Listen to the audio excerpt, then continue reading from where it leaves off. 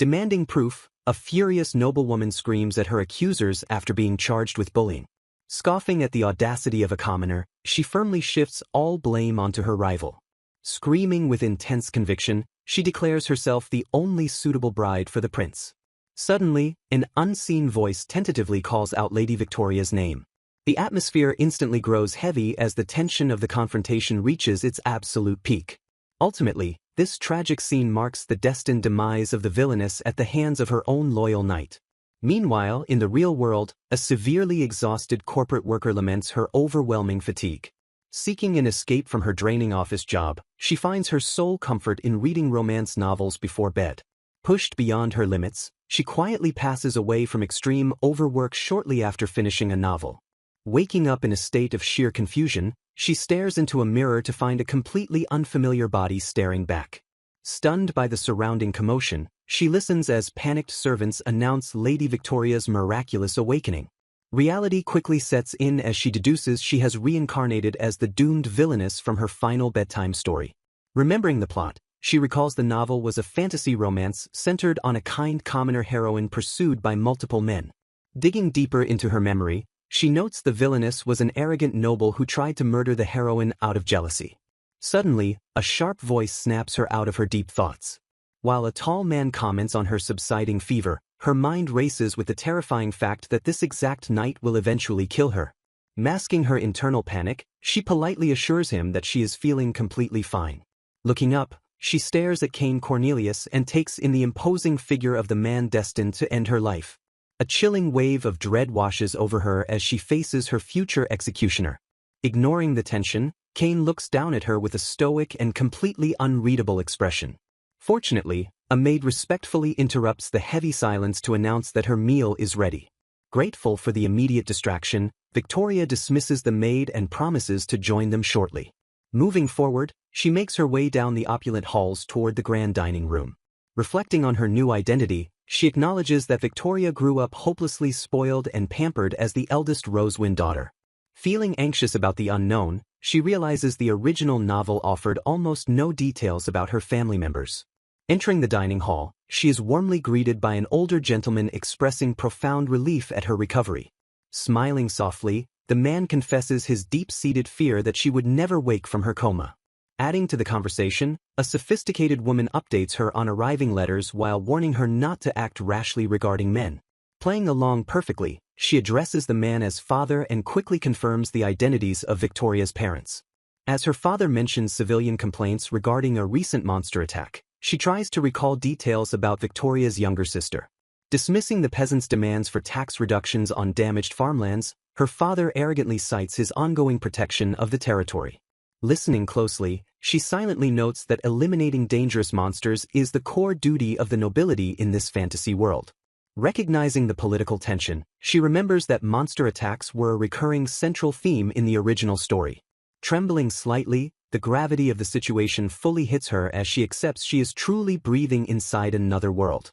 Showing no mercy, her father ruthlessly declares they will maintain current tax rates to fund their military forces. Immediately, an unfamiliar voice chimes in to agree with the harsh taxation policy. Shocked by their total lack of empathy, Victoria blurts out a question about abandoning the struggling citizens. Panic instantly strikes her core as she realizes she broke character and spoke completely out of turn. Frowning, her father glares at her across the table and demands that she clarify her unexpected statement. Thinking fast, she successfully covers her mistake by arguing that unassisted farmlands will ultimately crash the entire region's economy. Suggesting a different approach, Victoria tentatively proposes providing financial and material support to the struggling residents. Breaking the tense silence, a booming burst of laughter loudly echoes through the grand dining room. Her father loudly scoffs at her audacity to oppose him, expressing absolute shock that she would ever involve herself in political matters. Dismissing her entirely, he casually suggests she study economics before firmly setting her unwanted opinion aside. Stunned into silence by the sudden rebuke, Victoria simply absorbs the harsh dismissal without uttering another word. Lowering her gaze, she submissively agrees to think about his suggestion in order to avoid any further conflict. Retreating from the dining hall, she walks alone while heavily contemplating the dangerous reality of her new life. Gripped by lingering nerves, she resolves to be far more careful with her words while wondering if her family suspects her true identity. Realizing she cannot pretend to be Victoria forever, she knows she must take immediate action to avoid the novel's tragic ending. Setting her sights on basic survival, she quickly determines that dealing with Kane is her crucial first step. Clutching her chest with newfound determination, she vows to actively change her destined fate of death. Suddenly, a familiar and chilling voice calls out her name from the shadows, freezing her instantly in her tracks. Turning around, she is confronted by Kane, who dangerously demands to know who she really is. Panicking internally as he lists her uncharacteristic behaviors, she realizes he had been listening to her earlier conversations and analyzing every inconsistency. Stepping closer, Kane notes that she has never treated him with such basic respect, confirming his terrifying suspicion that she is fundamentally different. Pressing for a definitive answer as she trembles in silence, he questions her true identity while she fears he might strike her down right there. Mustering her courage, she abruptly interrupts his interrogation by claiming she was simply listening to his absurd accusations. Refusing to accept her destined demise, she glares back at the knight and mockingly asks him to tell her who she is. Leaning perfectly into her villainous persona, she haughtily questions if a mere slight change in her behavior was enough to make him doubt his master. Demanding respect and calling him a fool, she secretly realizes that Kane's dark obsession with the real Victoria is dangerously deep. A cold sweat breaks over her skin as she concludes that exposing her true identity will definitely result in her immediate murder. Despite the overwhelming danger radiating from him, she catches a desperate glimmer of hope amidst the tension.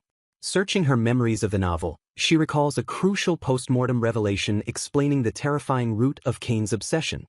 She remembers that the original Victoria cast a dark seduction spell on the knight, which eventually twisted into a murderous desire over time.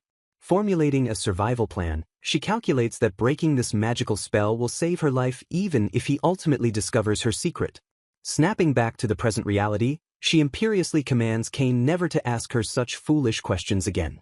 Wavering slightly under her authoritative tone, Kane questions his own doubts while attempting to brush off his interrogation as a humorless misunderstanding. Bowing his head in forced submission, he offers a tense apology and states it is a relief if she truly is Lady Victoria. Pledging his continued loyalty, he promises to serve her exactly as he always has in the past. Surprised by his sudden and dramatic shift in demeanor, she subtly flinches at his intense, unbroken gaze. Moving closer with an unsettlingly calm aura, he ominously reiterates his eternal devotion to her.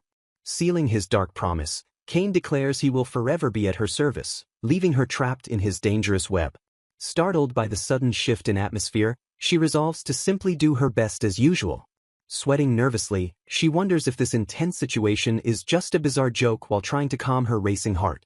Analyzing their strange dynamic, she questions if Kane and Victoria are normally this close.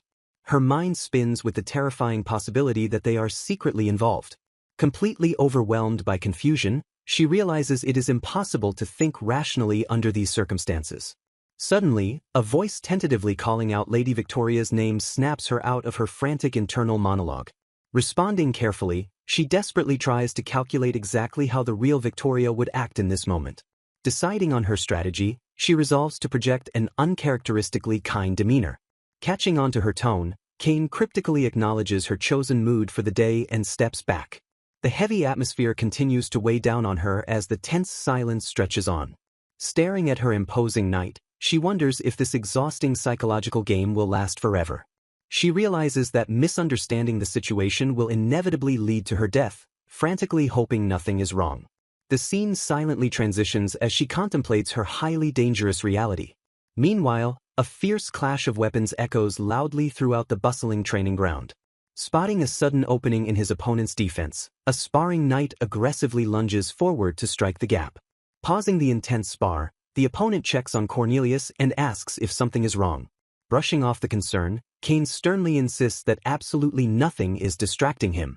Hiding nearby, Victoria breathes a sigh of relief as she narrowly avoids being spotted by his sharp gaze. Assessing the situation, she figures her only chance to move freely is while Kane is completely occupied with his training. Glaring at him from the shadows, she curses the knight for being a constant obstacle. Frustrated by his overbearing presence, she laments that he absolutely never leaves her alone. The scene shifts as she silently observes the imposing knight from a safe distance. Shaking off her lingering fear, she strictly reminds herself that there is absolutely no time for hesitation or slackening. Reflecting on the novel's tragic ending, she acknowledges her impending doom might be a deserved punishment for the charm magic she cast. Refusing to accept her destined demise, she vows to use this second life to completely avoid her execution. Staring ahead with fierce determination, she realizes there is only one option left for her. Clenching her fists, she declares that she must break the dangerous charm magic affecting Kane with her own 2 hands. Setting her ultimate goal, she determines that she first needs to find concrete evidence. Taking a deep breath, she silently prepares to scour the estate for any hidden clues. She continues her quiet observation of the surroundings, ensuring no one is watching her move. Suddenly stopping in her tracks, she spots her younger sister Fiona approaching. As Fiona politely asks if she needs help finding something, Victoria desperately tries to recall if they had a good relationship in the novel. Weighing her options, she silently wonders if enlisting her sister's help would be significantly faster than searching alone. Changing her mind at the last second, she abruptly declines the offer and insists there is no need for assistance. Lacking crucial information about this world, she logically concludes it is much safer to keep her actions entirely discreet. Casually changing the subject, she asks Fiona to keep her presence a secret from her escort knight. Brushing off the suspicious request, Victoria lies and claims she is simply feeling a little restless. Tilting her head in confusion, Fiona slowly questions the flimsy excuse with noticeable hesitation. Walking away from the encounter, Victoria smugly congratulates herself for managing to cover her tracks so well. Despite her successful deception, a sharp pang of guilt strikes her heart for casually lying to such a sweet girl. Spotting the exact volume she has been searching for, she eagerly grabs the magic book from the library shelf. Flipping through the aged pages, she finally locates the specific section detailing the absolute truth behind charm magic. Staring intently at the ancient text, she tightly clutches the book and silently rejoices that she found exactly what she needed. Suddenly, an unexpected voice breaks the silence by mockingly pointing out her obvious excitement. Startled by the sudden intrusion, she gasps and quickly spins around to identify the speaker. Looking over her shoulder, her eyes widen in sheer panic as she wonders why Kane is secretly lurking in the library. Stepping closer, the suspicious knight aggressively demands to know exactly who she was planning to meet in secret. Utterly bewildered by his bizarre accusation, she scrambles to understand why he suddenly suspects her of a clandestine rendezvous. Recalling the original novel, she realizes that Victoria's reputation as a greedy and flirtatious woman is actively fueling his reckless madness. Looming over her with a dark expression, Kane angrily presses her to reveal the identity of her supposed secret lover. Refusing to drag innocent people into his delusional jealousy, she glares back and expresses her intense irritation at being viewed as a frivolous woman. Standing her ground, she firmly declares that she is absolutely not the type of person who behaves in such a shameless manner. Surprised by her resolute defense, Kane immediately drops his aggressive stance and apologizes for his brash misunderstanding. Shifting his tone, he leans in dangerously close and asks if he can selfishly interpret her firm rejection of other men however he wants. Flustered by the sudden shift in proximity, she stammers in confusion as he intensely whispers that being by her side is his greatest privilege. Desperately trying to regain control of the situation, she commands him not to change the subject and insists she is simply conducting research. Narrowing his eyes with lingering suspicion, Kane questions if this sudden academic endeavor was something she decided to pursue entirely on her own. Frowning at his relentless interrogation, she defensively asks if he has a problem with her studying. Meeting her defensive gaze, the imposing knight silently stares her down with an unreadable and chilling expression.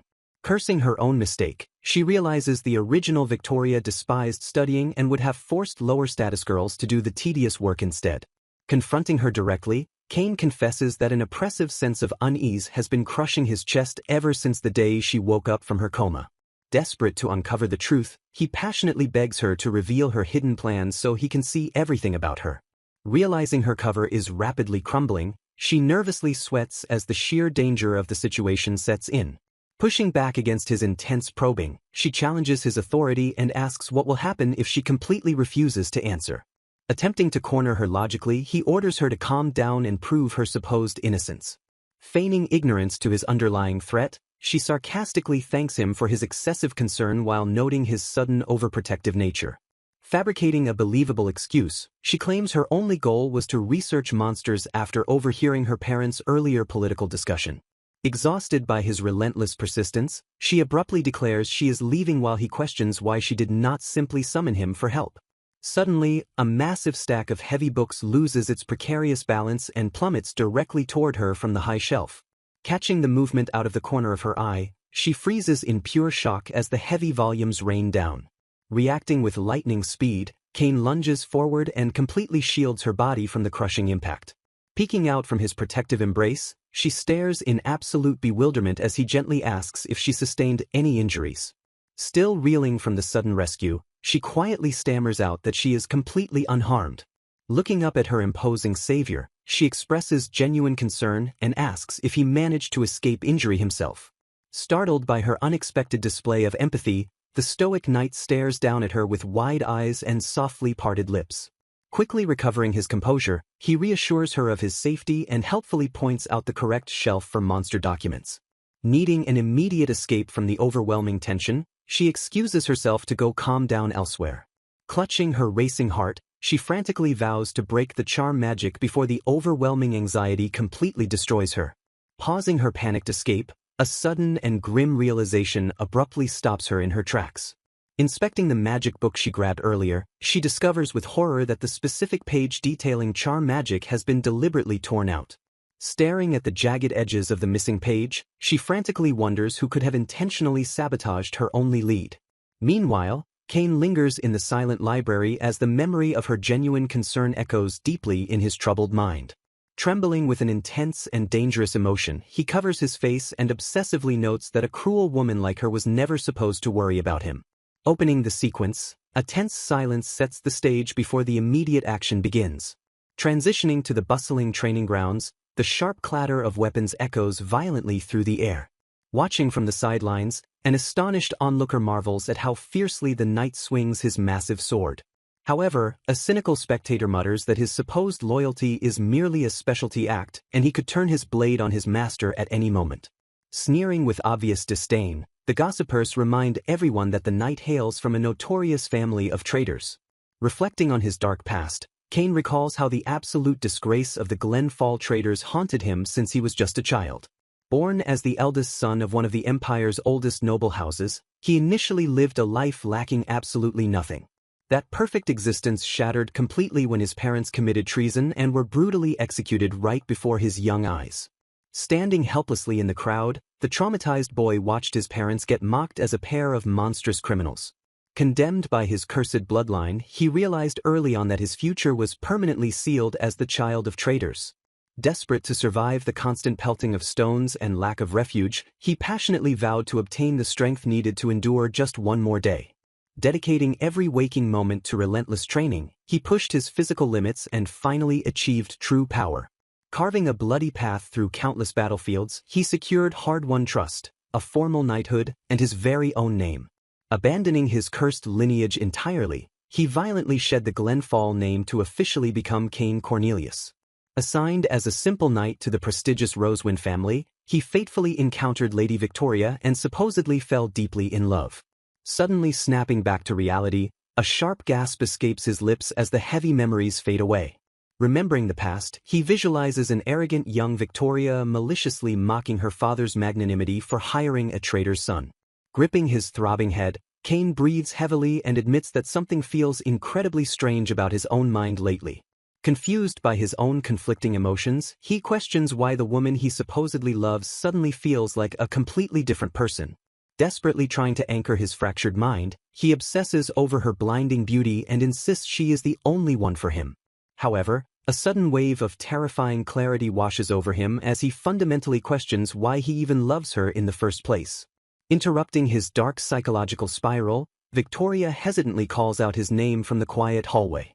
Stepping into the light, she eyes her towering knight with a mix of growing suspicion and lingering unease. Closing the distance between them, Kane looms over her with an intense and completely unreadable expression. Stunned by his unexpected presence, she frantically demands to know why he is here when she explicitly assigned a different escort. Leaning in dangerously close, he possessively declares that he could never entrust the supreme privilege of escorting her to another man. Caught completely off guard by his suffocating and dark intensity, she simply stammers in pure shock. Recovering her composure, she fiercely glares back at the overbearing knight while secretly plotting her next move. Reminding herself not to let her guard down, she mentally stews over the sabotaged magic book that someone deliberately tore apart to hide clues. Refusing to be deterred by the missing pages, she boldly decides to attend an upcoming grand ball in order to actively gather information. Striding purposefully forward, she vows to uncover something valuable this time to secure her survival in this treacherous world. Arriving at the dazzling venue, hushed whispers immediately erupt as the aristocratic crowd spots Lady Victoria entering the ballroom. Staring in absolute awe, the gossiping nobles murmur about her unprecedented elegance and wonder if she was always this blindingly beautiful. However, a sleazy noble confidently bets his friends that some sweet words will easily get the supposedly promiscuous lady into his bed. Noticing the predatory stares tracking her every move, Victoria grimly notes that they are drawing quite a bit of unwanted attention. Immediately stepping into a fiercely protective stance, Kane firmly orders her not to stray too far from his side. Suddenly, an overly eager nobleman cuts through the crowded dance floor and aggressively requests the honor of a dance. Flanking her from all sides, his arrogant friends loudly suggest she dance with all of them since one man surely cannot satisfy her. Grinning with blatant lecherous intent, the vile trio boldly proposes that all three of them enjoy a good time together. Stunned by their utter lack of shame, she flatly rejects their disgusting advances with a cold and decisive refusal. Wondering if she broke character, Victoria internally questions if her sudden rejection was unlike her usual villainous persona. Dismissing the lingering doubt, she firmly rationalizes that she simply lacks the time to entertain these foolish nobles. Seizing the tense moment, one of the rejected aristocrats smugly accuses her of being inappropriately attached to her knight. Leaning in with a malicious grin, the sleazy nobleman aggressively questions the propriety of parading around with a known traitor. Caught completely off guard by the heavy accusation, Victoria stares back in genuine shock at the harsh label. The haughty noble loudly demands how she could ever forgive the son of treasonous criminals who actively endangered the state. Reeling from this unexpected revelation, she frantically realizes the original story never mentioned Kane's dark and heavy burden. Pressing his social advantage, the vile aristocrat confidently claims that dragging such a man around will entirely ruin her noble reputation. Standing her ground, she fiercely glares back and questions how associating with her loyal knight could ever tarnish her standing.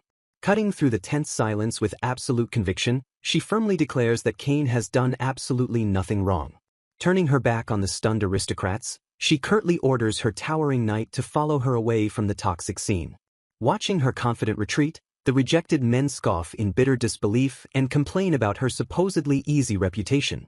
Cursing violently under his breath, one of the furious nobles glares after her with a deeply vindictive and hateful scowl. Meanwhile, Kane walks silently behind his master while internally processing her shockingly fierce defense of his tarnished name. Noticing his unusually stiff demeanor, Victoria stops to ask if he feels unwell, prompting him to urgently wave off her genuine concern. Instructing him to rest while she fetches water, she completely ignores his panicked internal crisis over her sudden kindness. Walking away through the crowded and noisy ballroom, a clever thought suddenly sparks in her rapidly calculating mind. Realizing the rare golden opportunity, she eagerly calculates that she can finally gather crucial information without Kane constantly hovering over her. Approaching a secluded doorway in the grand hall, she tentatively calls out to someone hiding just out of sight. Suddenly, a gloved hand fiercely shoots out from the dark shadows and violently yanks her backward into the hidden room. Passing attendees wander the empty corridor in utter confusion, completely unaware that Lady Victoria was just abducted from that exact spot. Struggling wildly against her unseen attackers, she desperately demands to be released as they forcefully drag her deeper into the darkness. Looming over her trapped form, the vindictive nobles from earlier sneer and declare they are casting a charm spell to have some fun. Freezing in pure and unadulterated horror, her eyes widen as she immediately recognizes the terrifying nature of the dark magic. Smiling with deeply sinister intent, the wicked men instruct her that all she needs to do now is completely obey their vile commands. Pure panic surges through her veins as she realizes this insidious spell will force her into the exact same blind obedience that curses Kane. Mocking her rapidly mounting terror, one of the sadistic captors leans in uncomfortably close and softly tells her not to worry. Grinning like a true predator, He promises that she will find out exactly what the horrifying spell does very soon. Explaining the disgusting mechanics of the magic, he casually notes that the mind-altering spell will conveniently wear off after a good night's sleep. Struggling to comprehend his sickening implication, she stares at him in sheer and bewildered disgust as the reality of the situation sets in. Suddenly, the dark magic fiercely takes hold of her mind, and a lifeless, glazed look rapidly washes over her eyes. Fighting the overwhelming magical compulsion with all her remaining willpower, she lets out a desperate and echoing scream for help. Exploding violently through the heavy doorway, an enraged Cain lunges into the room and ruthlessly smashes one of the attackers into the stone wall. The arrogant nobleman lets out a pathetic groan of intense agony as the furious knight effortlessly crushes his body. Crawling backward in absolute, groveling terror, the remaining aristocrat begs for mercy as the towering knight steadily advances. Desperately throwing his trembling hands up in defense, the pathetic man stammers that the entire abduction was just a simple misunderstanding. Shutting down the cowardly excuses instantly, Cain glares down at the trembling noble with murderous, glowing eyes and orders him to shut up. Drawing his massive blade with lethal intent, the furious knight prepares to execute the cowering man right then and there. Lunging forward with lightning speed, Victoria frantically throws her own body directly between the enraged knight and the cowering nobles. Startled by her sudden and reckless intervention, Cain violently halts his deadly swing just inches from her delicate face. Dropping his overwhelming bloodlust instantly, the terrified knight screams her name in pure, unadulterated panic at almost striking his master. Tossing his heavy sword aside, Cain immediately wraps his strong arms around her trembling body in a desperate and highly protective embrace. Shielding her completely from further harm, he shoots a terrifying and utterly silent glare over his broad shoulder at the surviving attackers. His deep voice echoing with absolute authority, he sternly warns the broken men that every single detail of their heinous crime is known. Sealing their grim and unavoidable fate, he coldly promises that their treacherous actions will be reported in full to the authorities. Outside the chaotic room, confused partygoers eagerly gather in the hallway as hushed whispers of a violent attack begin to rapidly spread. Completely ignoring the murmuring crowd, Cain securely and gently carries the exhausted Victoria away from the traumatic scene. Waking up with a sudden gasp, Victoria opens her eyes as Cain softly asks if she has finally awakened. Regaining her bearings, she recalls being in the banquet hall and realizing she was forced to drink a dangerous charm potion. Checking her physical condition, she is genuinely surprised to find that she feels absolutely no exhaustion or pain. Looking up, she realizes with a jolt that she has been resting securely against Cain's broad chest. Looking down at her gently, the imposing knight advises her to rest for a little while longer. Staring up at his calm face, she silently wonders how this deadly man can somehow make her feel so completely reassured. Breaking the quiet atmosphere, Cain informs her that they will arrive safely at Rosewind Palace very soon. Blushing deeply, she realizes the dizzying magical effects of the potion are still actively coursing through her body. Noticing her flushed state, Cain asks if something is bothering her and thoughtfully offers to have her bedroom prepared immediately. Flustered by his attentive suggestion, she quickly deflects and insists she simply wants to go to the bathroom instead. Clarifying her frantic request, she states that she just wants to take a warm bath to clean herself. Sitting quietly in the carriage, she reflects on the terrifying reality that if Cain had not arrived in time, her fate would have been sealed. A cold shiver runs down her spine as she admits she has no idea what those wicked men would have done to her. Suddenly breaking the heavy silence, Cain lowers his gaze and offers her a deeply sincere apology. Clenching his fists, he expresses immense guilt over letting her fall into danger despite being right beside her. When she tries to dismiss his guilt as an exaggeration, he firmly declares that his oversight is an absolutely unforgivable failure for a knight. Refusing to accept her leniency, his expression hardens with intense self-reproach. Swearing on his life, he vows never to let her experience such horror again, stating his existence is meaningless if he cannot protect her. Making his solemn oath, he leaves her completely bewildered as she questions why she is not terrified of this supposedly dangerous man. Her heart races uncontrollably as she desperately tries to understand her own conflicting emotions toward him. Suddenly losing her balance upon standing, she lets out a sharp gasp as her dizzy body pitches forward. Moving with lightning speed, Cain instantly catches her falling frame in his strong arms before she can hit the ground. Holding her tightly against him, he frantically shouts Lady Victoria's name in pure panic. Staring down at her pale face, he urgently asks if she is all right. Startled by the sudden physical contact, she lets out a breathless sigh as she stabilizes herself in his grip. Brushing off the terrifying moment, she thanks him and claims it was just a minor dizzy spell. Ignoring her reassurances entirely, Kane easily scoops her up into his arms and carries her securely. Sternly noting that she has not fully recovered, he insists that taking her directly to her room is the absolute best course of action. Held helplessly against his chest, she admits to herself that his overwhelming and overprotective presence deeply unsettles her. Arriving at the grand estate, she mentally chides herself for not actively looking for a way to escape this dangerous man. Despite her survival instincts warning her to run, she guiltily thanks him and realizes she always ends up relying on him. Glancing up at his exposed skin, her eyes widen as she spots a series of jagged scars marking his neck. Catching her staring, Kane quickly apologizes for exposing her to such an unsightly and ruined appearance. When she asks if the wounds hurt, he calmly explains they are merely old injuries that do not hinder his nightly duties. Inspecting his skin closer, she notices that scattered among the normal sword strikes is a completely different kind of mark. Leaning in with intense curiosity, she spots a strange, intricate seal literally engraved into his flesh. Pointing directly at the glowing mark, she asks him to explain the origin of the mysterious seal. Utterly confused by her question, Kane tilts his head and asks what seal she is possibly talking about. Shocked by his total blindness to the brand, she frantically wonders if seeing the hidden seal is a direct effect of the charm magic. Forcing herself to calm down, she remembers that charm magic fades after sleeping and resolves not to rush her dangerous investigation. Panic sets in as Victoria wonders if the dangerous potion is still actively affecting her mind. Warning her about catching a cold, Kane insists on removing the lingering magic quickly while promising to fetch fresh clothes. Trembling with uncertainty, she admits she has never experienced anything like this and feels deeply hesitant. Noticing her sudden pause, the towering knight steps closer and softly asks if something is wrong. The tension in the room thickens rapidly as the unspoken weight of the situation bears down on them. Staring intently, the imposing knight subtly closes the distance between them with an unreadable expression.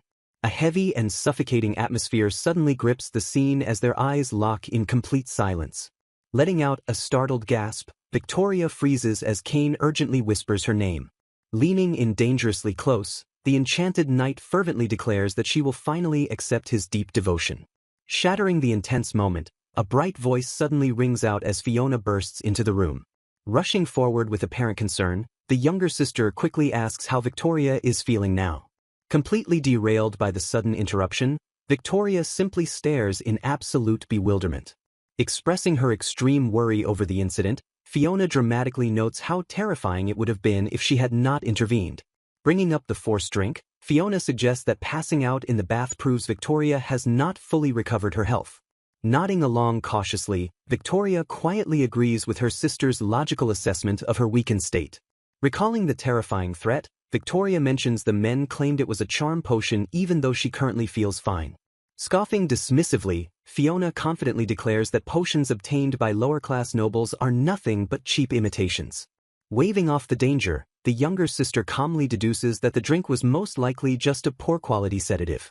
Dropping a massive bombshell, Fiona casually remarks that the cheap concoction was completely different from the original potion she gave Victoria.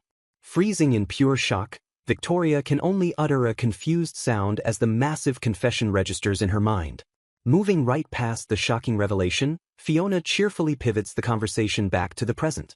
Mentally reeling from the slip of the tongue, Victoria panics internally while Fiona teasingly questions her intentions with Sir Kane. Explaining the dangerous magical mechanics, Fiona gleefully warns that physical contact would have reversed the attraction and trapped Victoria instead. A wave of sheer horror washes over Victoria as she realizes her younger sister fully knows about Kane's enchanted state. Connecting the terrifying dots, she silently reels at the confirmation that Fiona was the one who supplied the original potion. Forcing herself to stay completely calm, Victoria desperately scrambles to organize her racing thoughts. Piecing together the dark conspiracy, she concludes that Fiona actively colluded with the original villainess. Doubting the twisted dynamic, she frantically wonders if the original Victoria actually ordered Fiona to execute the dark plot. Staring at her sweet-faced sister, she suspects there might be an even deeper and darker motive hiding beneath the surface. Pushing the complicated mystery aside for now, Victoria resolves to survive the immediate threat before unraveling the true reason. Noticing her sister's grim expression, Fiona questions what is bothering her while Victoria simply states that she is bored. Complaining about Kane's constant pursuit, Victoria declares it is time to end the spell since blindly obedient men are incredibly boring. Realizing her sister obtained the original potion, Victoria internally concludes that Fiona must also know how to break the enchantment. Shocked by this sudden change in attitude, Fiona exclaims that the normally ruthless Victoria would have exploited this opportunity to the bitter end. While Fiona recalls her sister's past behavior, Victoria silently reflects on just how truly cruel her predecessor's reputation was. Continuing her rant, Fiona reminds her that she once furiously condemned the trader's son for daring to act so arrogantly. Emphasizing the past abuse, Fiona notes that Victoria constantly demanded the knight know his place due to his unforgivable insolence. Adding to the horrifying recap, Fiona gleefully recounts how Victoria thoroughly enjoyed humiliating Kane and exposing his shameful truth in public. Concluding that gaining absolute control over him brought her peace, Fiona leaves Victoria utterly horrified by the dark revelation. Scoffing at the bizarre shift, the younger sister mocks Victoria for suddenly becoming so uncharacteristically obedient and submissive. Pausing her vicious tirade, Fiona tilts her head in confusion as Victoria simply stares back in stunned silence. Feigning exhaustion, Victoria sharply orders her sister to leave the room immediately so she can finally sleep. Caught off guard by the abrupt dismissal, Fiona stammers and wonders if her sister is just suffering from a bad mood. Brushing off the harsh command, Fiona casually remarks that extreme mood swings are just a normal part of Victoria's personality anyway. Left alone in the quiet room, Victoria clutches her chest as she realizes she had absolutely no idea how cruelly the original Victoria treated Kane. Condemning the terrifying magic that forces unnatural devotion, she firmly vows to break the spell's effect at all costs. Looking out into the distance, she determines that this dangerous curse must be broken for both her own future and for Kane's sake. Addressing her villainous predecessor, she fiercely promises to walk her own distinct path and reach a future the original Victoria never could. Narrowing her focus on the immediate hurdle, she realizes that one specific puzzle must be solved before anything else can happen. A flashback of Fiona's confession echoes in her mind, reminding her that her sister supplied the original magical potion. Staring intently ahead, she resolves that she must thoroughly investigate exactly what happened in the original Victoria's dark past. Opening the scene, a quiet stillness settles over the dimly lit room. Glancing at the time, Victoria realizes it has already gotten quite late into the night. Sighing softly, she admits she still cannot shake her bad habit of staying up late despite being given a second chance at life. Poring over her books, she feels she is finally gaining a much deeper understanding of how this world's magic actually functions. She notes that true magic in this realm can only be wielded by sorcerers who are born with innate special abilities. Since Victoria, Kane, and Fiona lack these inherent talents, they are entirely incapable of casting spells naturally. However, ordinary humans can bypass this restriction by using highly regulated magical tools and crafted potions. Reading further, she discovers that dangerous spells like charm magic are strictly banned and using them is heavily punished by the law. Reflecting on the terrifying mind control aspects, she perfectly understands that freely available charm spells would plunge entire kingdoms into total chaos. A sudden chill runs down her spine as she realizes that if anyone discovers her meddling with this dark art, it will definitely not go unnoticed.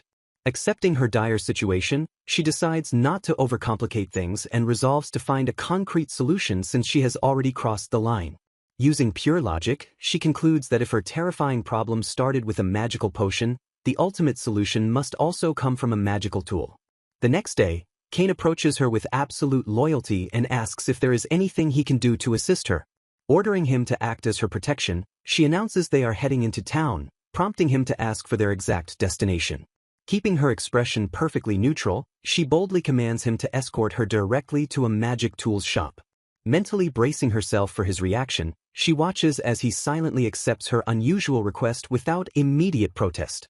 As they travel toward the dangerous and chaotic sealed alley to find a black market merchant, she challenges his lingering silence.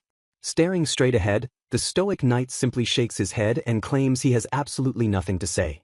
Arriving at the bustling city center, they are immediately surrounded by a chaotic sea of busy pedestrians and towering stone architecture.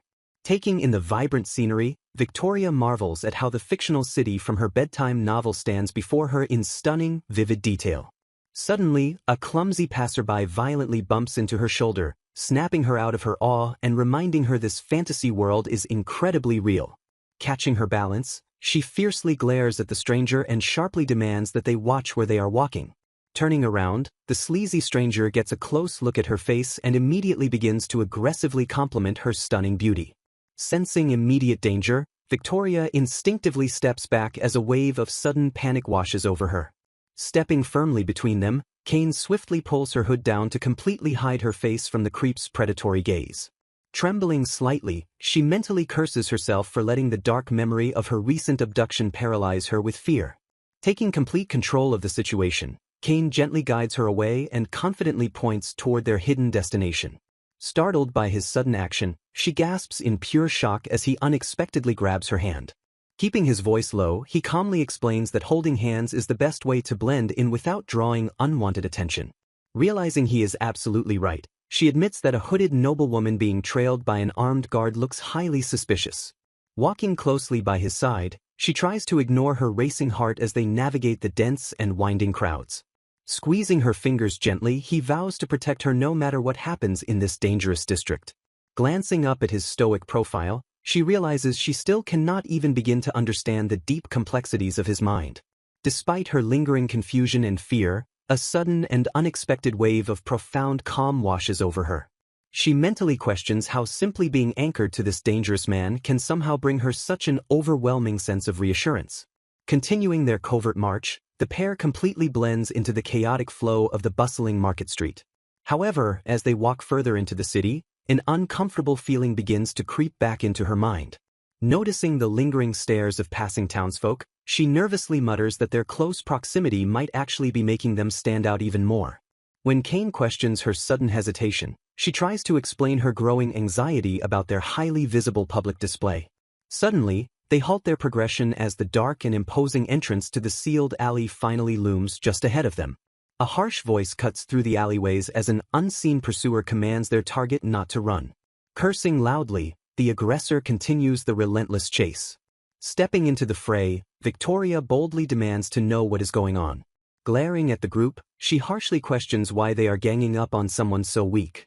Stammering defensively, a bully insists it isn't bullying because the victim's father is a known thief.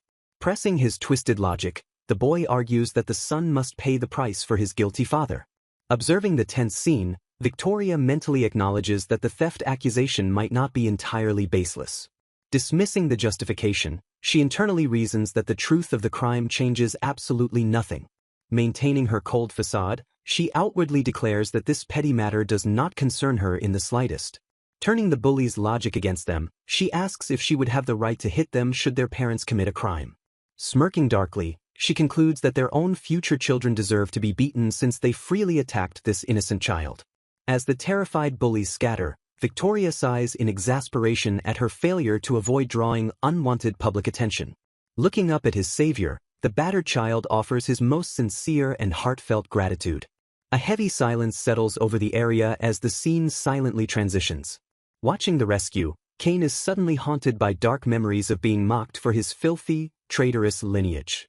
Staring fixedly at Victoria, a dangerous intensity begins to brew behind the knight's stoic eyes. Fixated on her unexpected display of compassion, he mentally questions if she treats absolutely everyone with such radiant kindness. His obsessive gaze narrows as he completely fixates on her warm and beautiful smile. A deeply possessive urge consumes his mind as he selfishly wishes her warmth belonged to him and him alone. Snapping him out of his dark trance, Victoria turns around and hesitantly calls out his name. Pointing out his strange demeanor, she gently offers to pause their trip if he is feeling unwell. Instantly burying his dangerous thoughts, Kane completely denies any issue and firmly insists they proceed to the magic shop. Accepting his reassurance, she quietly agrees to move forward. Stopping at the shop's entrance, Victoria sternly orders her towering escort to stay outside. Overriding his knightly duty to protect her, she explains that his intimidating presence will make the shopkeeper far too nervous to do business. Stepping inside the dimly lit store, the curious merchant politely asks if she is searching for anything specific.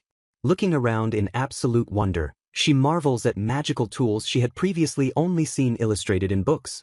Steeling her resolve, Victoria privately vows that she must secure useful magical tools to aid her survival. Recognizing the governor's daughter, the highly honored shopkeeper eagerly invites her into the private inner room to view his special inventory. Before stepping into the back, her sharp eyes lock onto a fascinating and highly unusual artifact. Presenting the Dew of Memories, the shopkeeper explains that the magical potion allows the user to vividly relive past moments while sleeping. Victoria graciously thanks the merchant and confidently agrees to purchase the wonderful item. Sneering internally at her perceived ignorance, the greedy shopkeeper attempts to scam her by demanding an outrageous $5 million. Catching his obvious bluff immediately, Victoria coldly points out that such a massive amount could easily buy 10 of those potions. Feigning sweet innocence, she softly states that she hopes she misheard the price since no one would foolishly try to deceive her.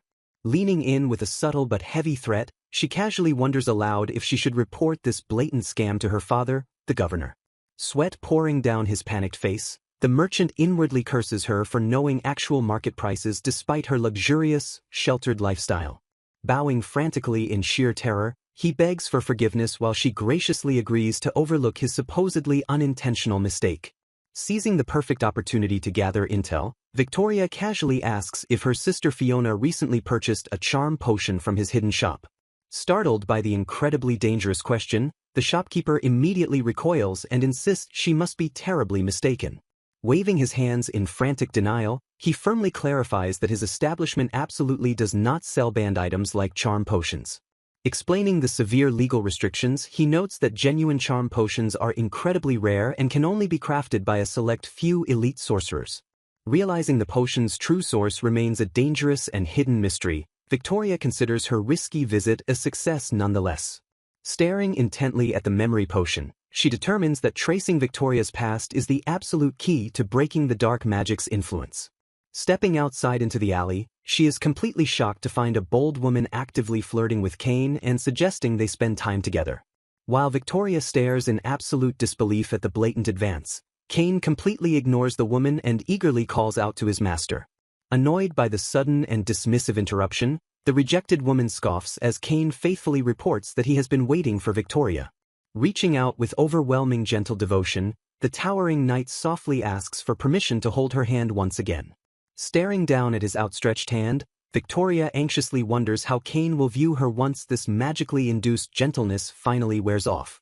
Despite her rapidly mounting fears about the inevitable and dangerous fallout, she steels her resolve to move forward. Gripping the newly purchased memory potion tightly, she acknowledges she has absolutely no other choice but to completely break the spell's terrifying influence. Later that night, Victoria consumes the potion and plunges into a hidden sea of memories detailing events completely absent from the original novel. Gasping in pure, unadulterated horror within the dreamscape, she witnesses a deeply unsettling memory of a bloody and battered Kane. Plunging deep into the magical trance, Victoria finds herself entirely surrounded by the hidden memories of her predecessor. Standing in a crowded hall, an unfamiliar noble aggressively approaches the original Victoria and demands they speak quietly elsewhere. Staring back with sheer disdain, the haughty villainess coldly asks the stranger to identify himself. Mocking his utterly forgettable presence, she cruelly notes that he is merely a low-born noble who was recently kicked out of a prestigious party. Reeling from the sharp insult, the disgraced man lets out a furious groan of pure humiliation. Screaming about his thirst for revenge against the wicked woman, he violently struggles against his sudden captors and demands to be released. Reacting instantly to the armed intruder, Victoria loudly orders the guards to be called while demanding the man take his hands off her. Scoffing at the ensuing chaos, the attacker spits out that even a traitor like Cornelius cannot change his ruined reputation by playing hero. Standing firmly between them, a much younger Kane completely ignores the taunt and coldly states he is merely fulfilling his knightly duty. Amused by his stoic and unyielding demeanor, the original Victoria grins and notes that he is actually quite interesting. Casually dismissing the attacker's ruined life, she turns to the young knight and arrogantly offers to accept him into her service. Glaring down at the cruel noblewoman, Kane bluntly refuses the offer by stating he cannot faithfully serve a master who completely lacks mercy and loyalty. Transitioning to a new memory, Fiona angrily fumes over how a mere descendant of traitors dared to rudely reject her sister's generous invitation. Nodding in dark agreement, the wicked siblings resolve that they must violently force the insolent knight to understand his proper place. Presenting a small vial with a sinister grin, Fiona reveals she has an incredibly effective method to make the man completely submit to Victoria's will. Holding up the glowing liquid, she proudly introduces it as an incredibly potent magical potion of absolute devotion and obedience. Explaining the dark mechanics, the younger sister promises that once Kane drinks it, he will become bound to Victoria's every command. Smiling with purely villainous intent, the original Victoria stares at the vial and admits the twisted plan sounds incredibly interesting. The very next day, Victoria implements her cruel scheme by secretly paying off an impoverished old woman in the bustling city. Exploiting the knight's noble sense of responsibility, she stages a scene where the old woman suddenly collapses right in front of him. Helping the frail woman back to her humble home, Kane gratefully accepts a simple cup of water offered as a token of thanks. Unbeknownst to the honorable knight, a sinister trap has already been perfectly sprung. The seemingly innocent water is completely laced with the highly illegal mind control potion. Appearing out of the shadows, the wicked Victoria immediately commands the enchanted man to become her loyal knight. Staring forward with deeply glazed eyes, the heavily brainwashed Kane bows his head and mindlessly accepts his new master. Watching the memory unfold from afar, the modern Victoria recoils in absolute horror at the dreadful deception used against the loyal knight. Suspecting her sister's deeper involvement, she frantically wonders why Fiona possessed the illegal potion and if she intentionally destroyed the library's spell books. Before she can fully process the dark conspiracy, the magical dreamscape violently shifts to a completely different memory. Materializing in a bright garden, she instantly recognizes the sweet-faced girl standing nearby as Lizzie, the destined heroine of the original novel. Bowing politely to her social superior, the kind commoner offers a gentle and respectful greeting to Lady Victoria. When the arrogant villainess completely ignores her, the heroine's companion sharply questions if the noblewoman is hard of hearing. Scoffing at their audacity, Victoria haughtily declares that she is under absolutely no obligation to respond to the greetings of mere commoners. Stepping forward, the royal mage Giselle Flandor coldly remarks that the villainess's personality is just as rotten as the rumors suggest. Staring down the cruel noblewoman, the powerful mage issues a stark and chilling warning about her current life trajectory. Freezing under the intense and magical gaze, the original Victoria silently bristles at the sudden disrespect. Delivering a dark prophecy, Giselle bluntly promises that continuing down this wicked path will undoubtedly lead to an early grave. Exploding with sheer indignation, Victoria furiously demands how a total stranger dares to threaten her life in broad daylight.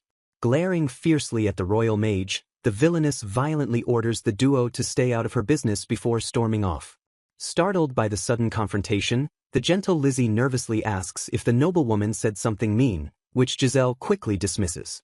Watching the villainess march away, the royal mage narrows her eyes and quietly murmurs that the cruel woman will surely never meet a happy end. Waking abruptly from the intense magical trance, Victoria realizes her body is burning with an unnatural heat.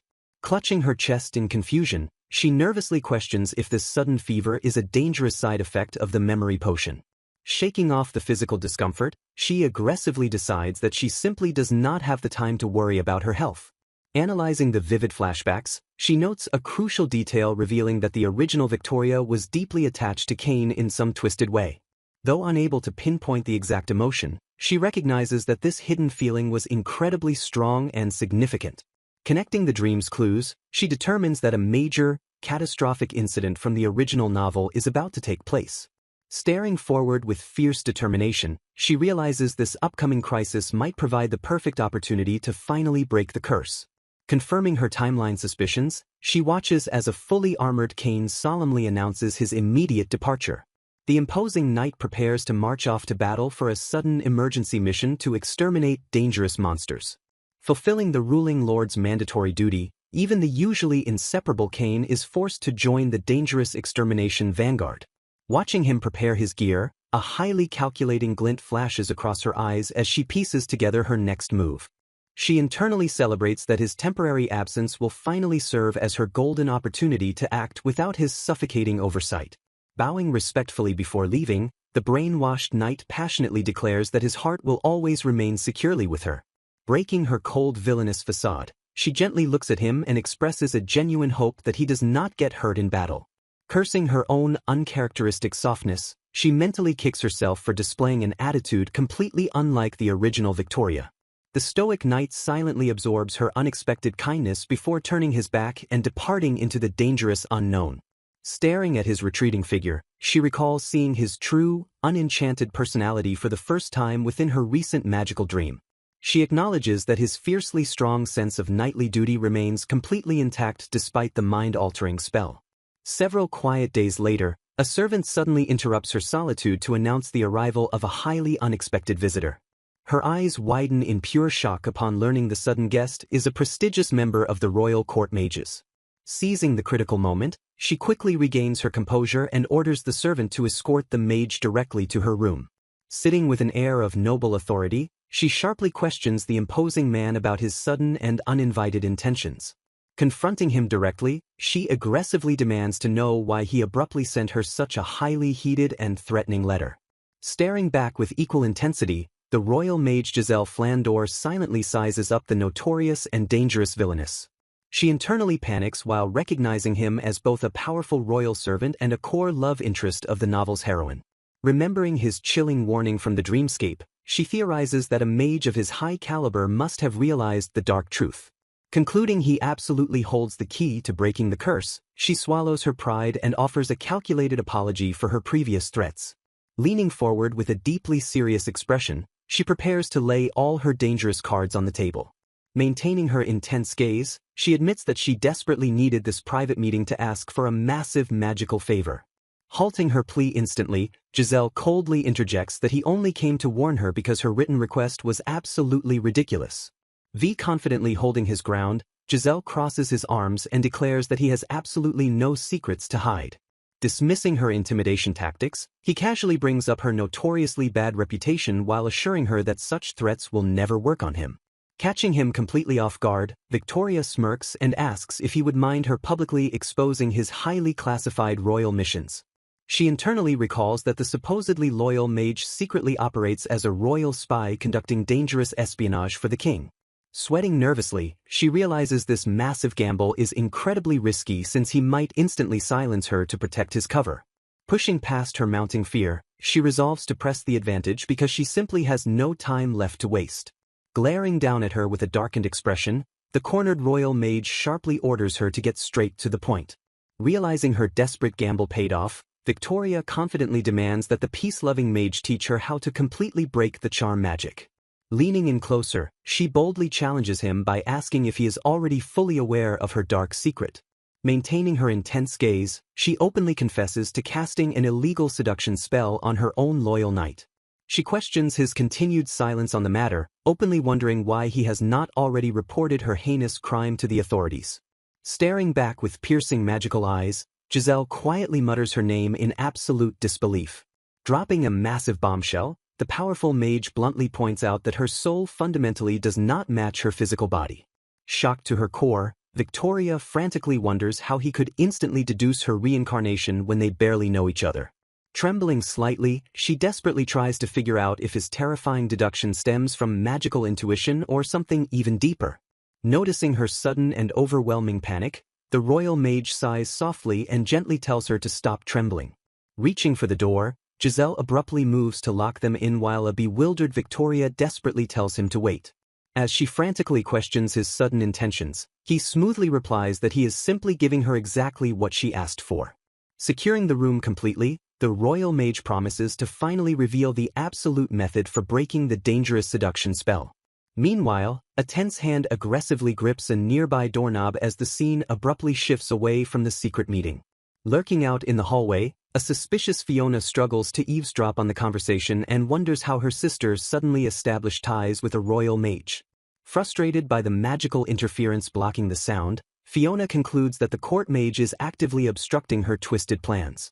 Analyzing the situation, the younger sister notes that the once easily manipulated Victoria has completely and dangerously changed her recent behavior.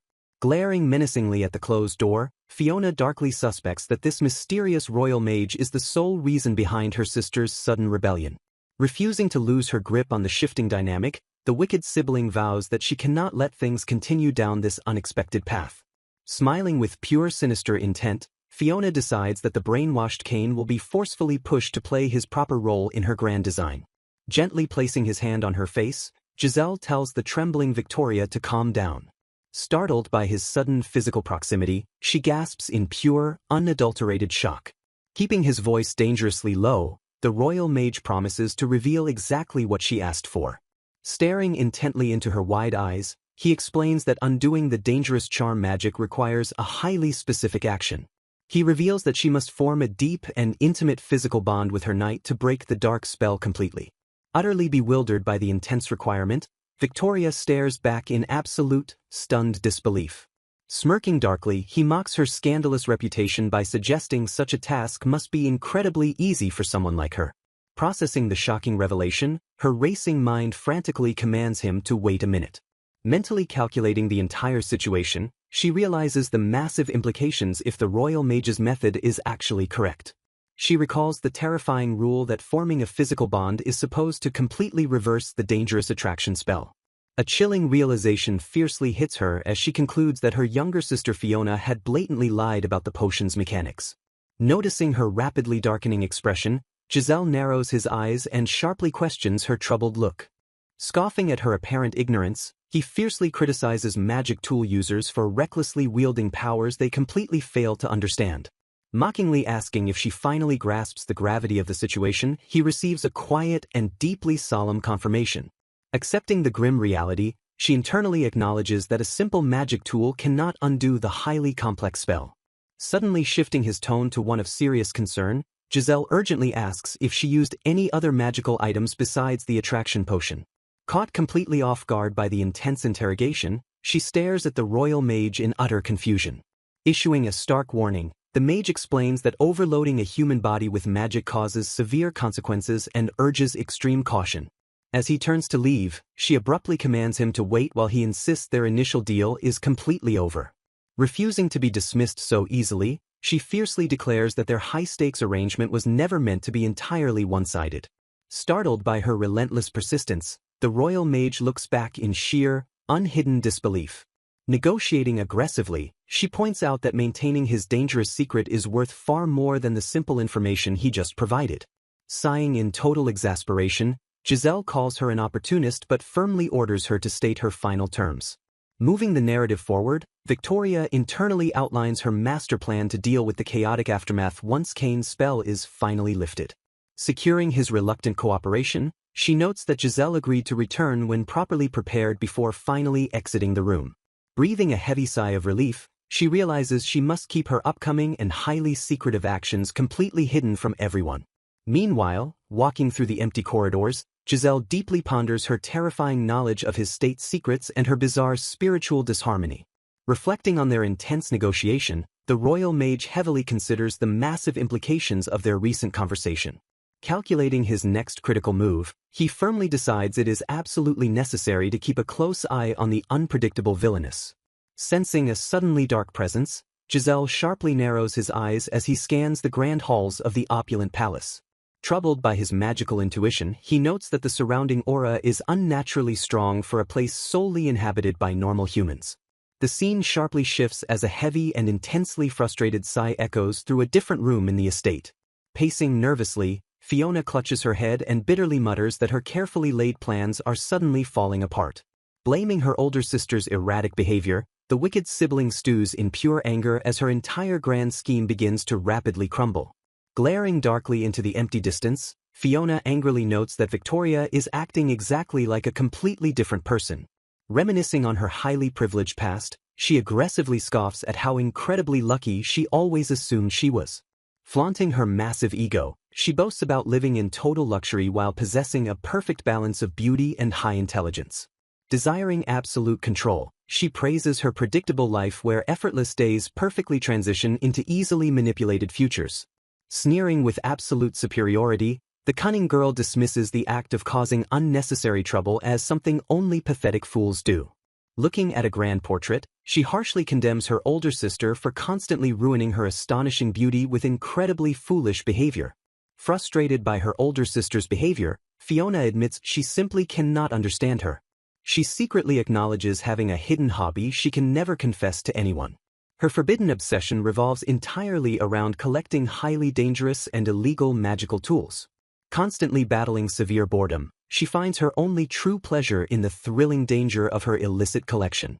During these monotonous days, the newly appointed knight from a disgraced bloodline of traitors suddenly arrives. Scheming silently, Fiona wonders how she will use this new arrival to entertain herself. Observing Kane's desperate attempts to escape his disgrace with a new family name, she questions his pathetic clinging to life. Callously deciding his life is pointless, she concludes a cursed-born can never achieve true happiness no matter how hard they try. Originally possessing no interest in Kane, her mindset entirely shifts upon obtaining a brand new magical artifact. Acquiring a mirror that reveals possible futures, she initially feels apathetic toward the visions it displays. Suddenly, a shocking glimpse of destiny catches her undivided attention. The magical glass reveals a dark and tragic scene filled with desperate declarations of devotion. A horrifying vision of blood and tragedy unfolds vividly within the mirror's surface. Completely mesmerized by the grim fate, Fiona smiles and praises the horrific ending as truly beautiful. Thrilled by her sister's terrified final expression, Fiona obsesses over Victoria becoming a complete prisoner to death. Her heart races with unprecedented excitement as she fiercely vows to witness this beautiful ending with her own eyes. Analyzing the vision, she realizes that the future Kane becomes completely and dangerously obsessed with her older sister. Contrasting the vision with reality, she acknowledges their current strained relationship makes such an outcome seem impossible. Pondering how their dynamic could ever twist so darkly, a sinister idea begins to rapidly form in her mind. Remembering a specific magical tool in her vast arsenal, the missing piece of her twisted puzzle finally falls perfectly into place. Snapping back to the past, Fiona presents the potion to Victoria and promises it will make the knight completely submit. Shifting back to the present day, Victoria realizes Fiona actively manipulated her actions to prevent the spell from breaking. Victoria quickly concludes that her younger sister has a vested and terrifying interest in keeping the dark magic active. Staring into the distance, Victoria frantically wonders what Fiona's ultimate and true goal could possibly be. Suddenly, a familiar voice urgently calls out her name from the entrance hall. Turning around in sheer surprise, Victoria breathes out her loyal knight's name. Kneeling faithfully before his master, a battle-worn Kane proudly announces his safe return to her side. He looks up at her with intense, unwavering devotion burning brightly in his exhausted eyes. Rising to his feet, the protective knight quickly asks if anything strange occurred during his dangerous absence.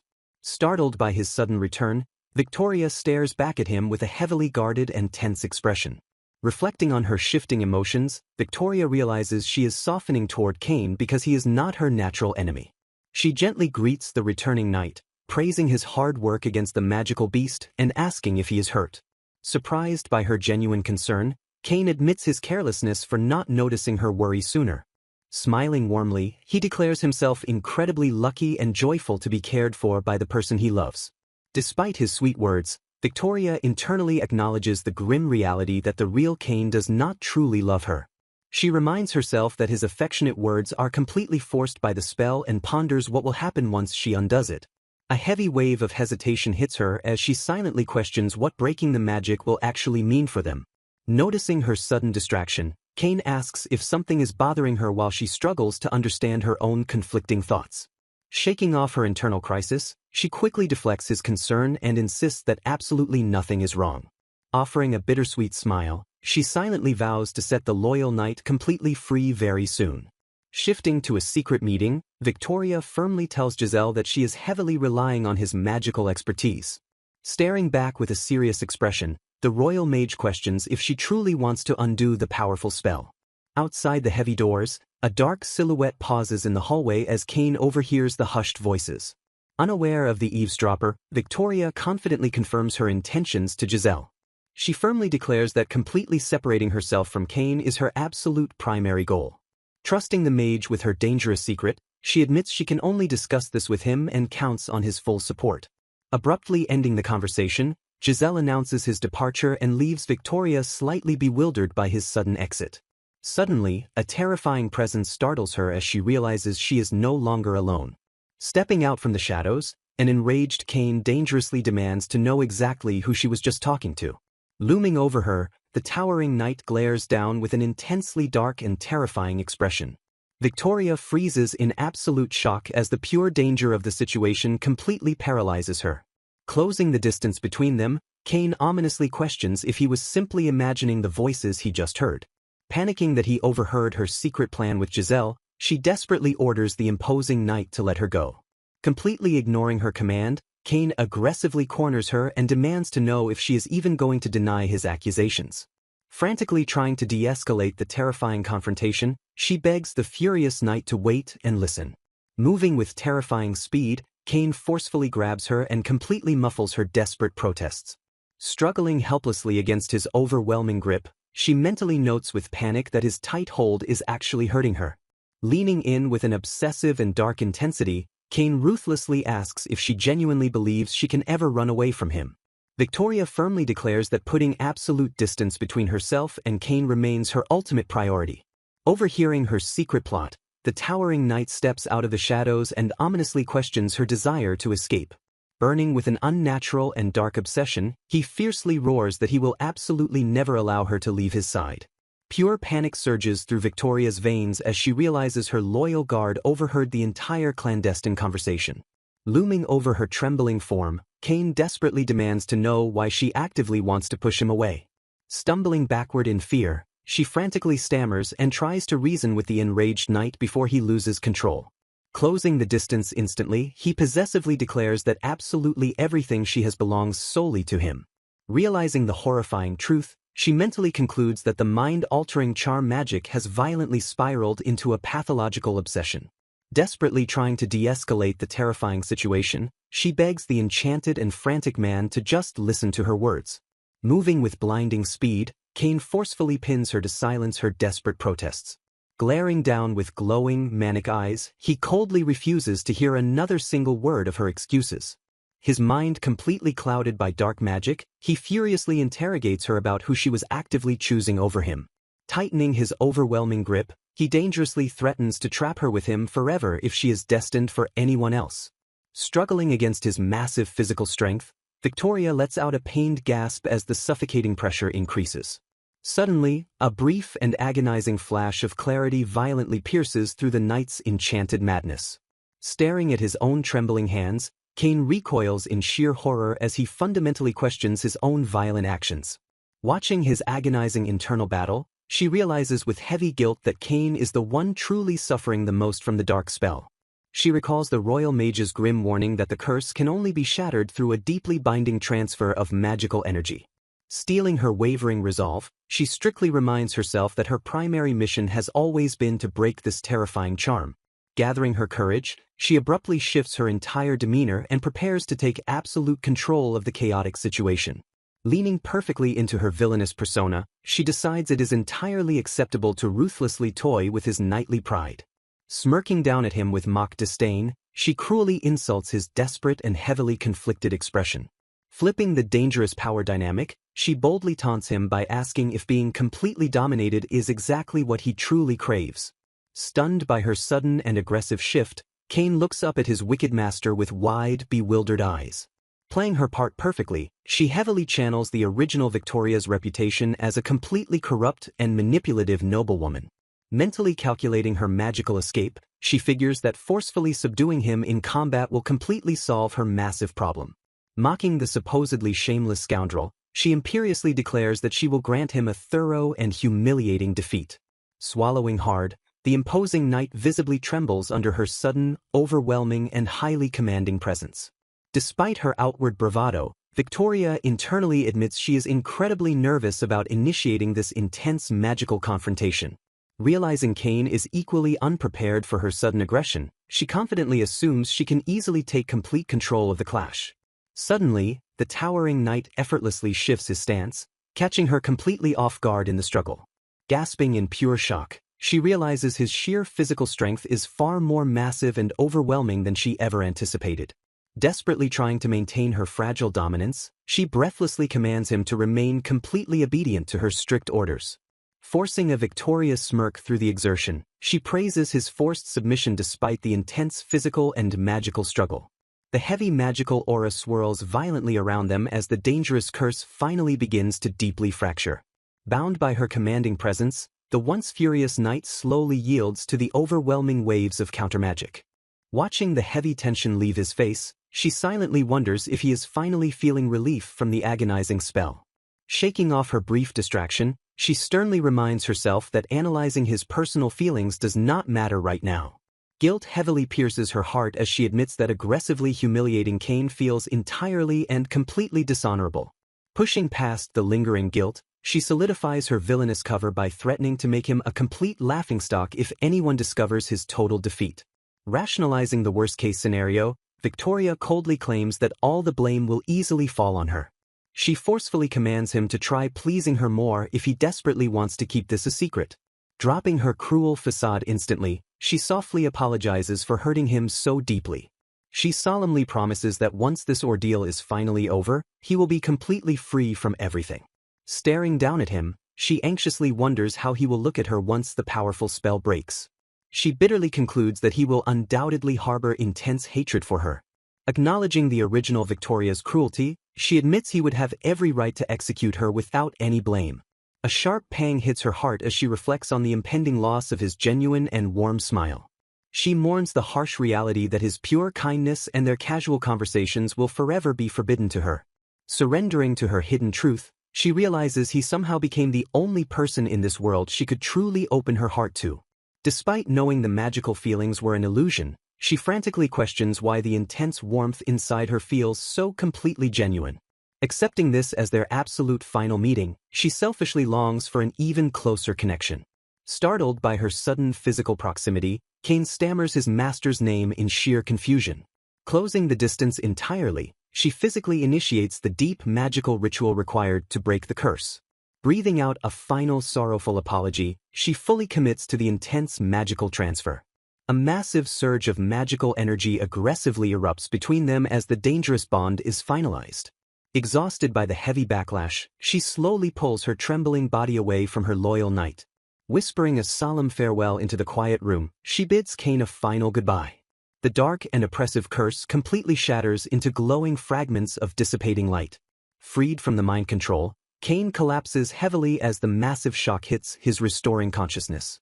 Waking up alone in a dimly lit room, a highly disoriented Kane softly calls out for Lady Victoria.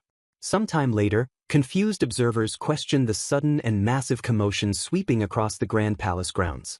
Frantic servants sprint down the ornate hallways carrying piles of heavy luggage for an immediate departure. Her parents marvel at the suddenness of it all while noting that Victoria never stops surprising them. They express absolute shock over her entirely abrupt decision to travel abroad to study. Acknowledging her incredibly rare enthusiasm, her father firmly agrees that they should definitely not try to stop her. Bursting aggressively into the bustling courtyard, a fully armored Kane demands to know what is going on. A haunting memory abruptly echoes in his mind where she claimed she already said it once. His fierce eyes widen in absolute horror as the crushing realization that she fled hits him. The lingering memory of her tearful apology burns violently into his rapidly racing thoughts. Radiating a deeply terrifying and obsessive aura, the freed knight fiercely vows that he will never let her run away. Stepping into a lively establishment, customers are greeted with a warm welcome sign. The interior bustles with energy as patrons gather around the counter. Whispers ripple through the room as patrons marvel at the striking new face working there. Admiring glances follow her as co-workers note how she effortlessly became the shop's star attraction. Curious co-workers wonder about her background, suspecting she hails from noble origins.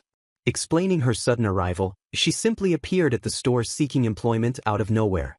Although her true motives remain a mystery, management accepts her desire to work. Her fierce work ethic quickly silences any doubts, making her origin entirely irrelevant. Customers express their heartfelt gratitude with a cheerful thank you. Observers whisper that she carries the timeless elegance of someone straight out of a painting. Embracing her past life as a workaholic, she finds comfort in keeping busy rather than dwelling on compliments. Having relocated far away, she now builds a quiet life in a small village nestled within a neighboring kingdom. Returning to a familiar spot, she receives a gentle welcome back from the locals. She smiles warmly as she settles into the cozy atmosphere of the shop. Exchanging polite greetings, she greets everyone with a calm demeanor. Expressing her fondness for the food, a visitor notes that she has returned once again. Surprised by the unexpected drop-in, she questions the visitor's motives for showing up. Warning him that frequent visits will only invite suspicious stares, she urges caution. Unfazed by her warning, he teases that he only came to look at her anxious expression. Glaring at him in frustration, she wonders what is wrong with his eccentric behavior. Reflecting on her newfound peace, she acknowledges that Giselle is the sole reason she survived. Resolving to leave the estate permanently, she plans to depart as soon as the charm magic on Kane is broken. Begging for assistance, she makes a desperate plea to ensure her own survival. Convinced that the household is far too dangerous, she realizes she cannot stay. Troubled by Fiona's hidden motives and Kane's inevitable grudge once his mind clears, she feels trapped. Determined to escape the toxic plot points of the novel, she prepares to run before it costs her life. Giving his approval, Giselle agrees to her escape plan without hesitation. Masking her disappearance, rumors spread that she traveled abroad for her studies with Giselle's covert help. Planning her ultimate exit, she intends to fake her tragic death overseas so Victoria vanishes permanently without disrupting the main plot. Realizing that Victoria must metaphorically perish so that her true self can finally live, she embraces her freedom. Adopting a fresh identity and a new name, she finally settles into a peaceful, quiet routine. Expressing shock, an acquaintance marvels at how she managed to secure a job entirely on her own. Internally cringing, she regrets using a variation of her old name because hearing it constantly makes her uneasy. Admitting her surprise, her companion expected her to burst into tears over losing her support system. Thriving in her new routine, she discovers that keeping busy with everyday labor suits her bustling spirit. Looking back at her harrowing escape from the original novel's suffocating plot, she beams with gratitude toward Giselle. Trapped in the rigid script of a villainess, she previously had no control over her grim fate. Breaking free from her past constraints, she rejoices in living genuinely and casting away her wicked facade.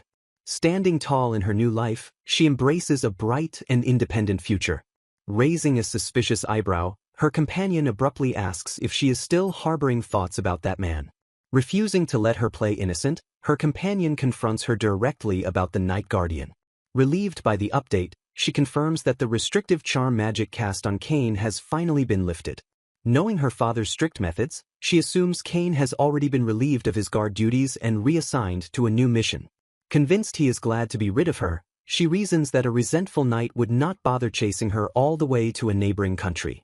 Celebrating her quiet victory, she realizes her grand plan worked perfectly by freeing Kane and securing her own survival. Masking her lingering emotions, she boldly claims to have completely forgotten him. Scoffing at her obvious lie, her companion demands she stop making such a pitiful face. Admitting the truth internally, she acknowledges that she is genuinely trying to forget him despite the overwhelming difficulty. Regretting her past actions, she realizes that trying to make one final memory was an incredibly foolish mistake. Hoping time will heal her wounds, she desperately tries to convince herself that she harbors no lingering attachments.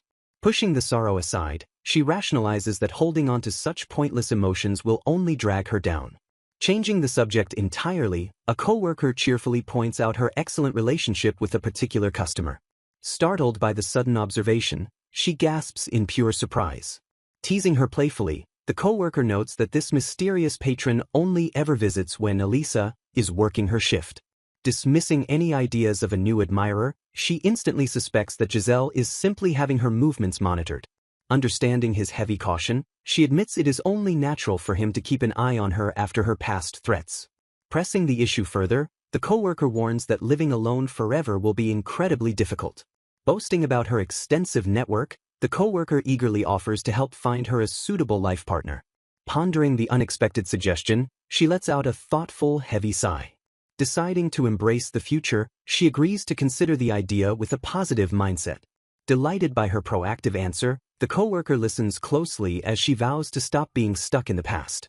Shifting her focus entirely, she realizes she urgently needs to construct a realistic plan for her new life. Thrilled by her consent, the coworker reveals that several people have already asked for a formal introduction. Feeling a mix of curiosity and nerves, she wonders what kind of people she will actually meet.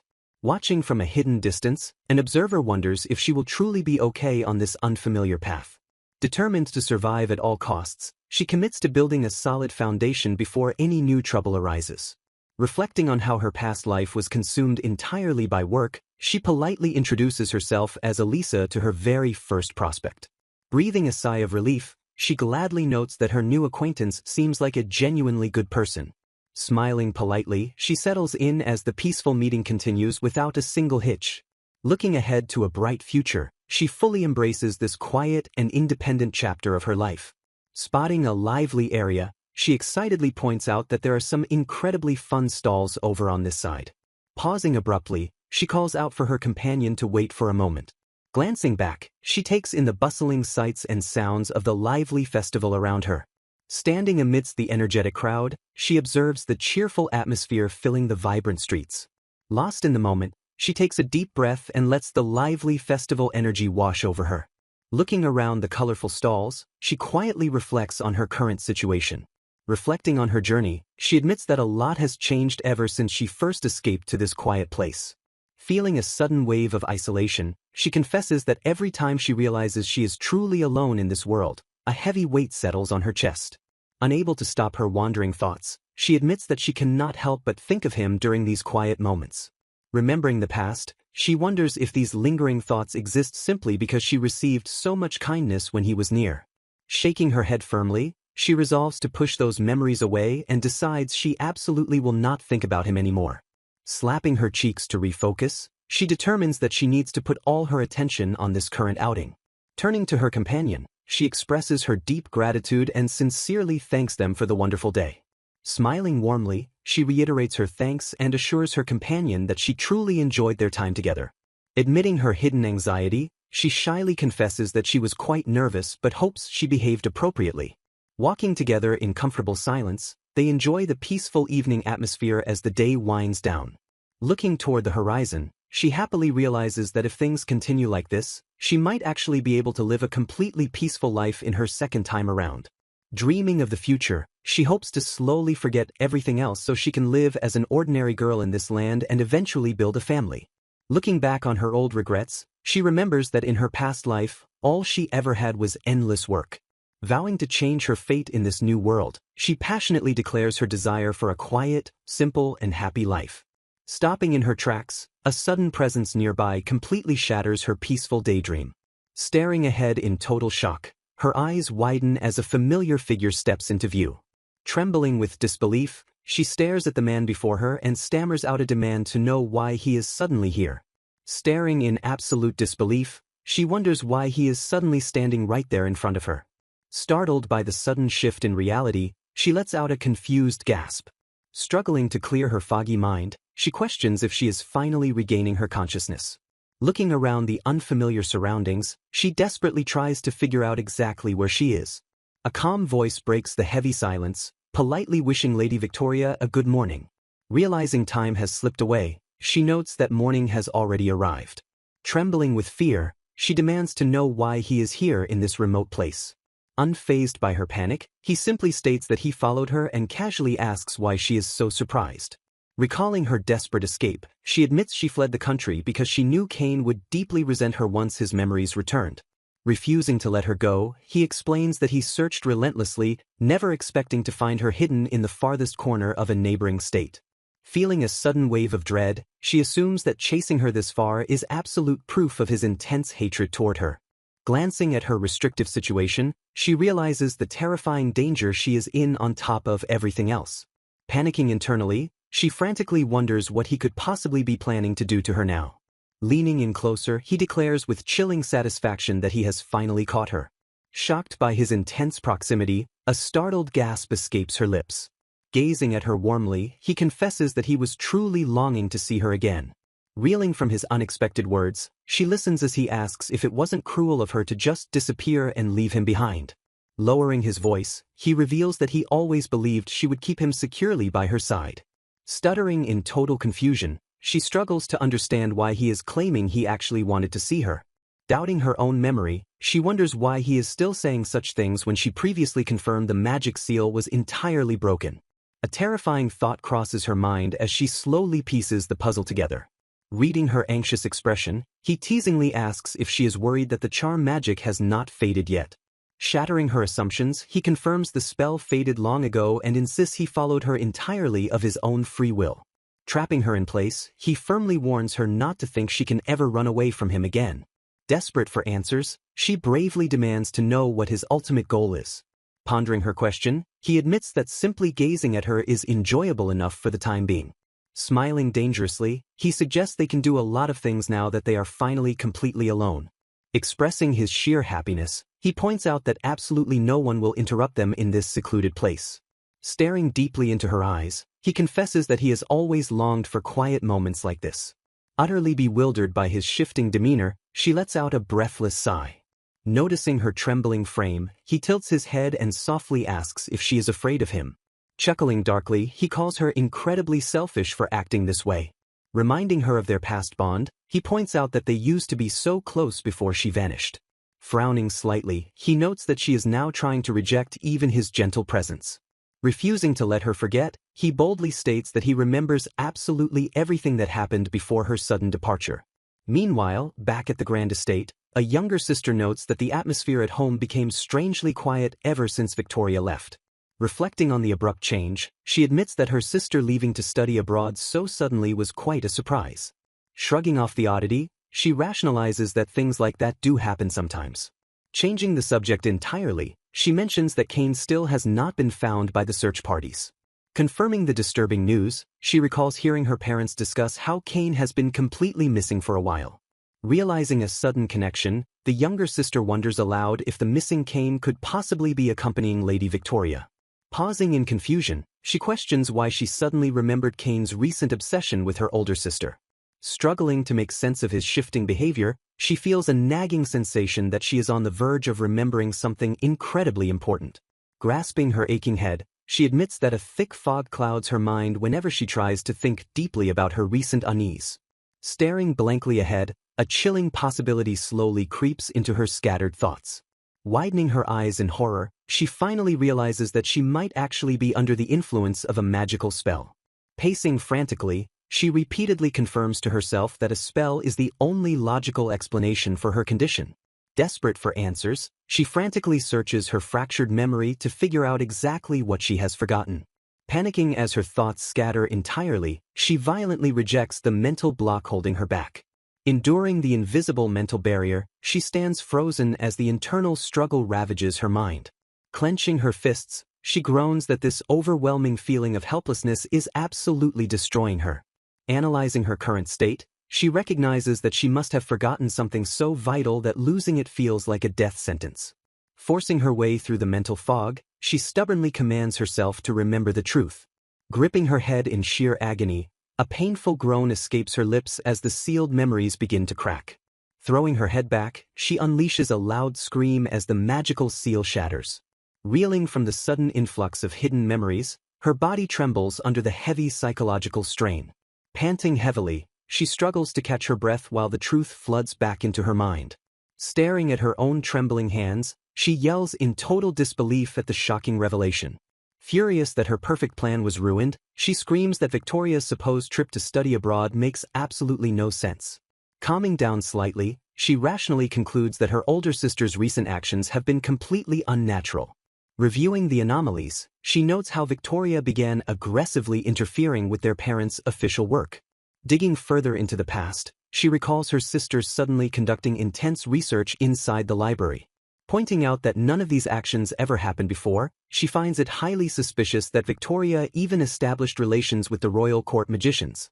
Connecting the magical dots, she furiously questions why she was ever placed under a mind-altering spell in the first place. Frustrated by the lingering mysteries, she desperately demands to know who cast the magic on her. Cursing aggressively, she slams her fist in pure, unrestrained anger over being manipulated. Piecing another clue together, she suspects that Kane's sudden disappearance might have happened because her sister took him with her.